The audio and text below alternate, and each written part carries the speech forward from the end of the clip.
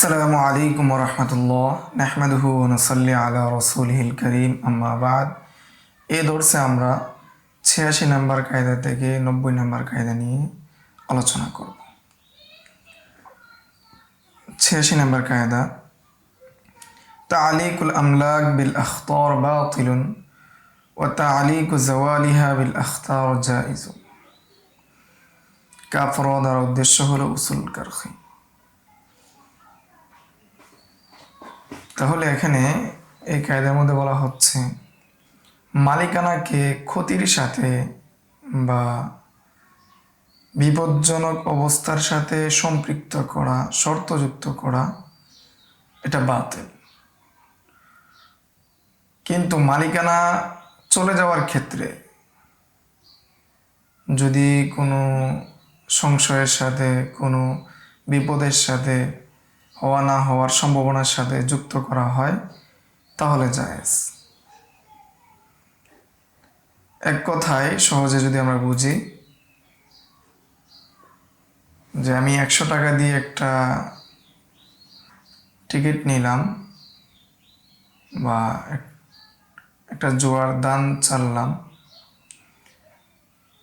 এই আশায় যে আমি এখান থেকে বড় অঙ্কের একটা টাকা পাবো, 100 টাকায় 10,000 টাকার পাওয়ার সম্ভাবনা আছে।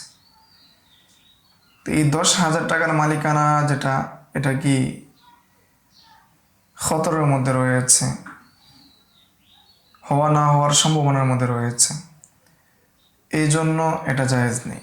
তবে যদি কারো মালিকানা জাওয়ালের ক্ষেত্রে, যেমন কোনো গোলাম আছে, সেই গোলামকে স্বাধীন করার ক্ষেত্রে, অথবা অন্য কোনো ক্ষেত্রে যদি সে আখতারের সাথে,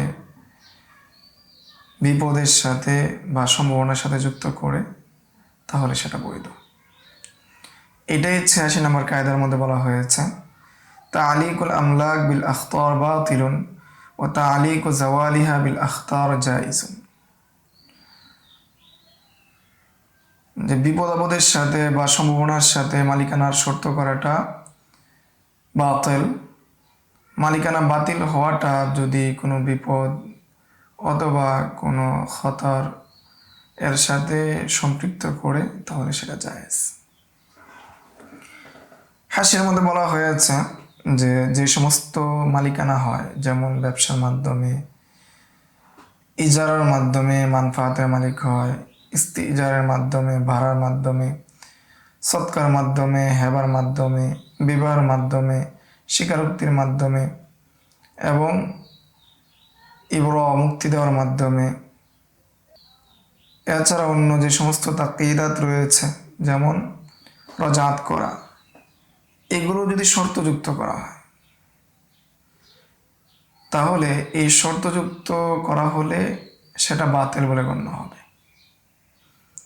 যেমন কেউ যদি বলে যদি আগামীকাল বৃষ্টি আসে তাহলে আমি তোমার কাছে এই পণ্য বিক্রি করব বা তোমার কাছে পণ্য বিক্রি করলাম,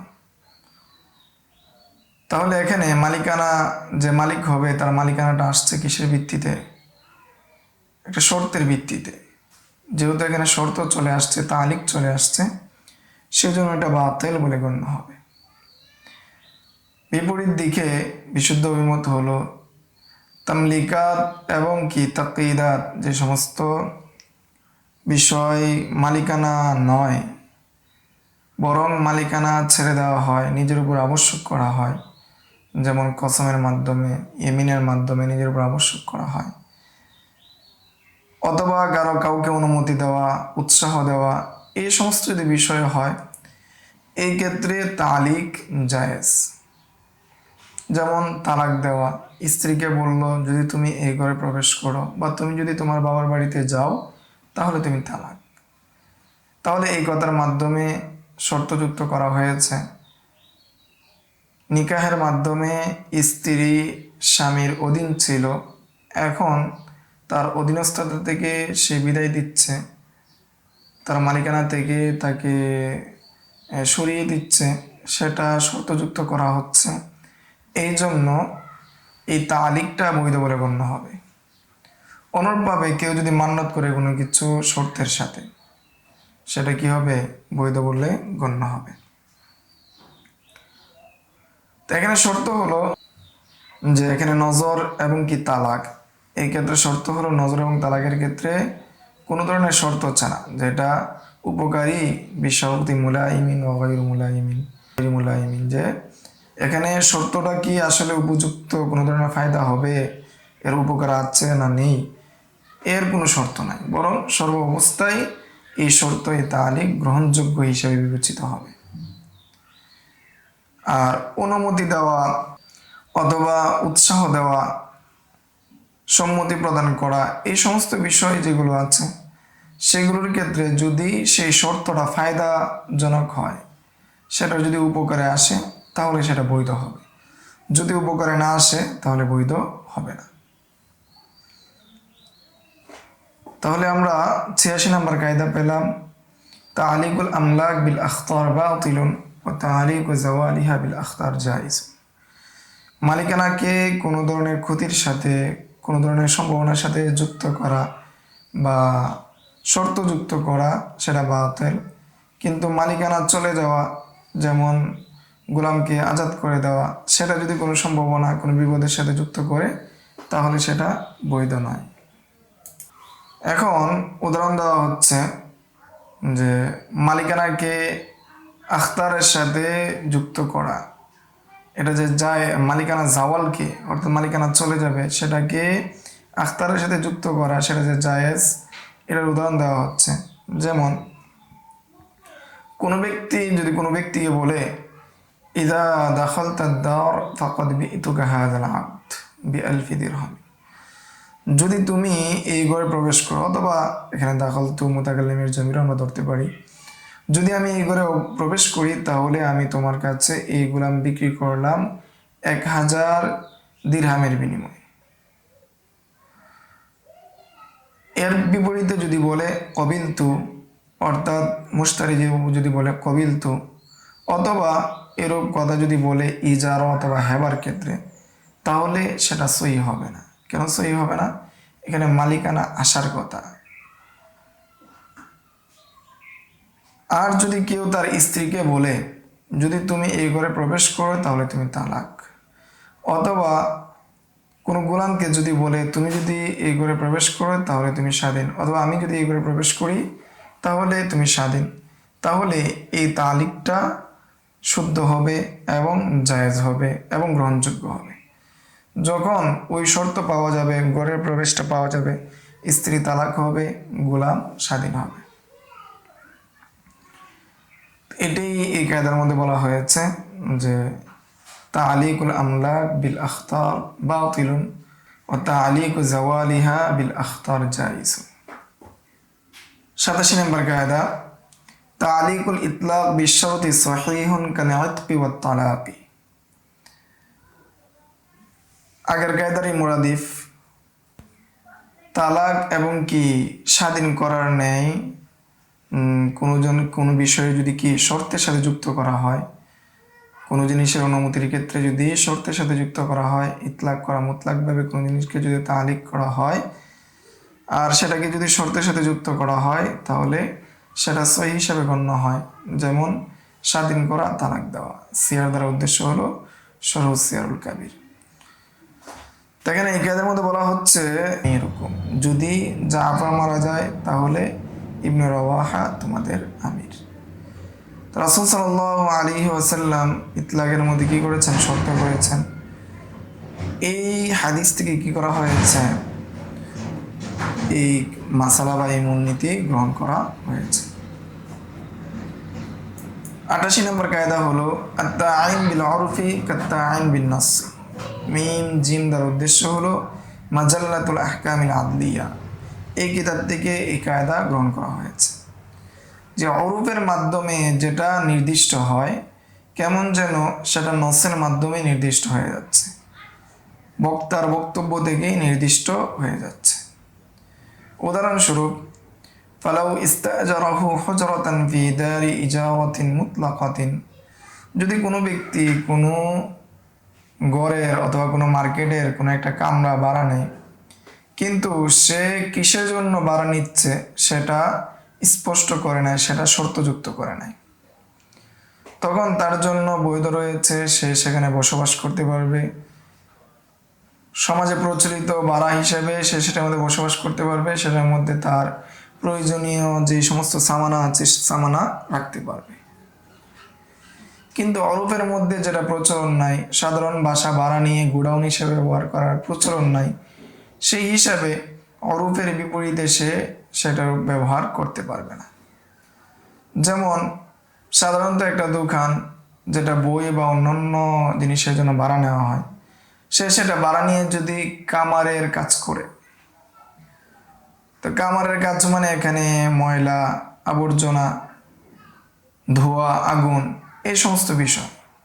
তো অরূপের মধ্যে সাধারণত কামারের যদি ব্যবসায়ী হয়, সেটা আগে স্পষ্ট করে নেয়, তার যে স্থান সেটাও ভিন্ন হয়।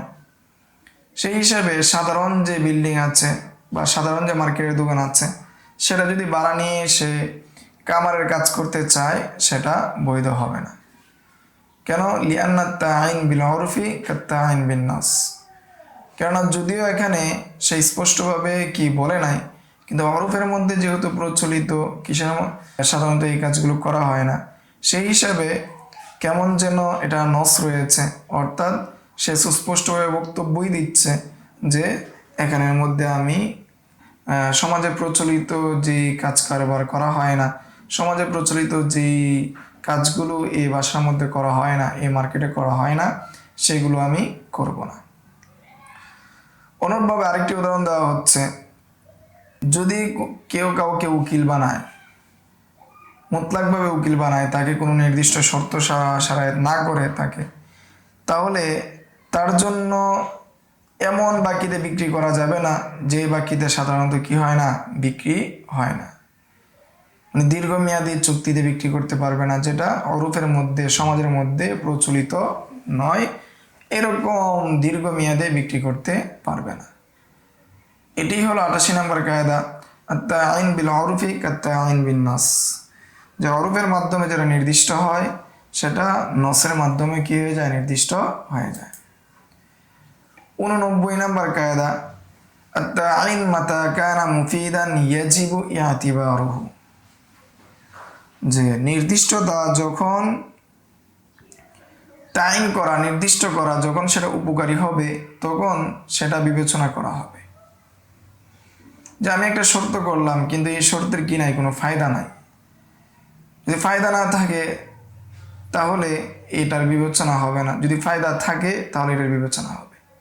সিন ইয়া র দ্বারা উদ্দেশ্য হলো শরহ সিয়ারুল কাবির, এই কিতাব থেকে এই কায়দা বা মূলনীতি নেওয়া হয়েছে।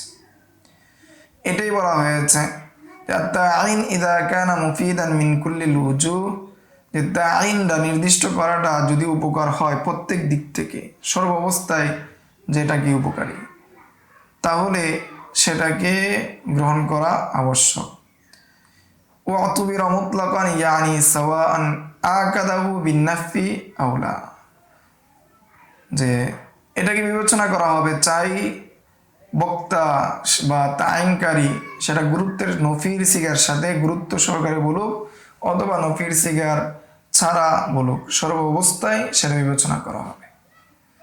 উদাহরণ হিসেবে বলা হচ্ছে, মুআক্কিল যদি উকিলকে বলে, কেউ যদি তার উকিলকে বলে, তুমি আমার এই পণ্যটা কি করো, খিয়ারের সাথে বিক্রি করো, তাহলে সে যদি খিয়ার ব্যতীত বিক্রি করে ফেলে, উকিল যদি খিয়ার ছাড়া বিক্রি করে, তাহলে সেই বিক্রয়টা নাফেজ হবে না, কার্যকর হবে না। কেননা খিয়ারের সাথে বিক্রি করা সর্বদিক থেকে সেটা উপকারী, মুফিদ। সেই জন্য খিয়ার ছাড়া যদি বিক্রি করে, সেটা কি হবে না, বৈধ হবে না।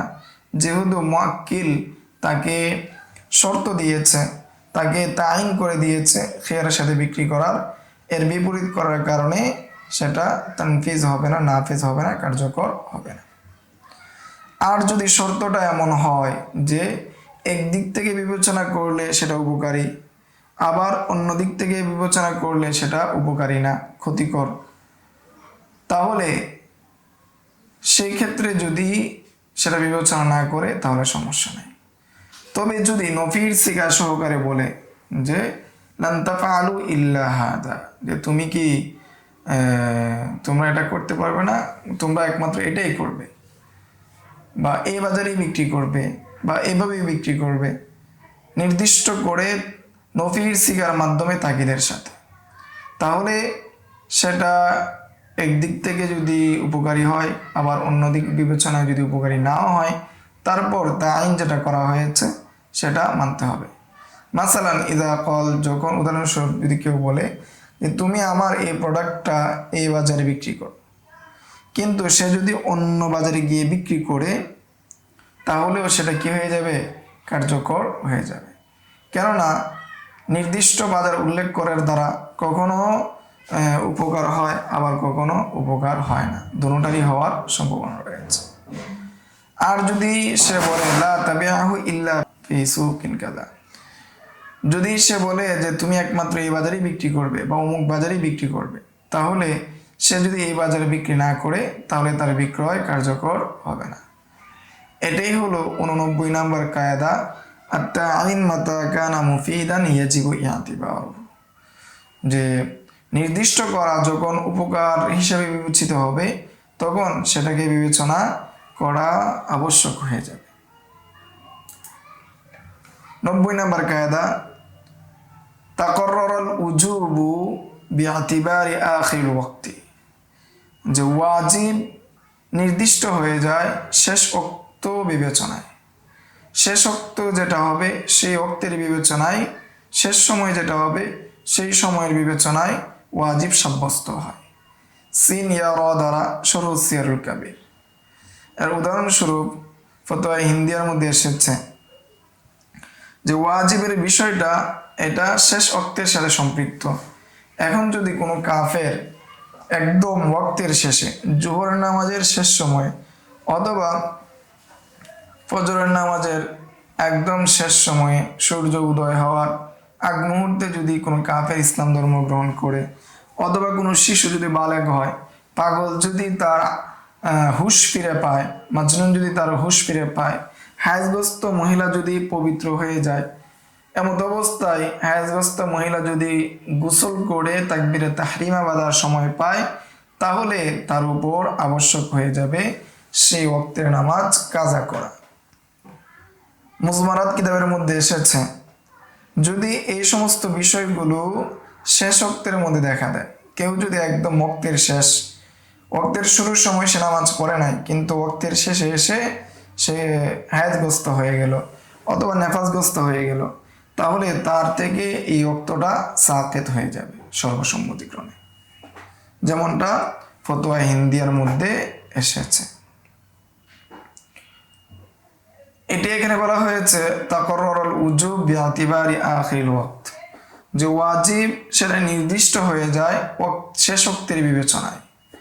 শেষ ওক্তের বিবেচনায় ওয়াজিব নির্দিষ্ট হয়ে যায়, সাব্যস্ত হয়ে যায়। হেদায়েত কিতাবের মধ্যে উদাহরণ হিসেবে দেওয়া হয়েছে যে কারো যদি নামাজ ছুটে যায় সফরের মধ্যে, তাহলে সে যদি হাজরে কি করে, অর্থাৎ মুকিম অবস্থায় সেটা কাজা করে, তাহলে 2 রাকাতই কাজা করবে। কেননা তার যে শেষ সময় যেটা ছিল সেটা ছিল কি সফর অবস্থায় যেটা ওয়াজিব হয়েছে, 2 রাকাত ওয়াজিব হয়েছে, এই জন্য তাকে মুকিম অবস্থায় 2 রাকাতই কাজা করতে হবে। অনুরূপভাবে মুকিম অবস্থায় যেটা কাজা হয়েছে সেটা যদি সফরে আদায় করে 4 রাকাতই আদায় করা লাগবে। তো এর চেয়ে আরো সুন্দর উদাহরণ হচ্ছে, যদি কোনো ব্যক্তি মুসাফির থাকে কিন্তু জোহরের নামাজ পড়ে নাই, জোহরের নামাজের ঠিক শেষ সময় সে মুকিম হয়ে গেল, তাহলে তার জোহরের নামাজ 4 রাকাত পড়তে হবে। আর যদি সে মুকিম থাকে আর জোহরের নামাজের শেষ সময়ে সে মুসাফির হয়ে যায়, আর ওই দিনের বা ওই ওক্তের জোহরের নামাজ যদি সে না পড়ে থাকে, তাহলে সে মুসাফিরের হুকুম অবস্থায় সে কসর করবে, 2 রাকাত আদায় করবে। এই ছিল 86 নম্বর কায়দা থেকে 90 নম্বর কায়দা। আজকের দর্স এ পর্যন্তই। আসসালামু আলাইকুম ওয়া রাহমাতুল্লাহ। يؤتي الحكمة من يشاء ومن يؤت الحكمة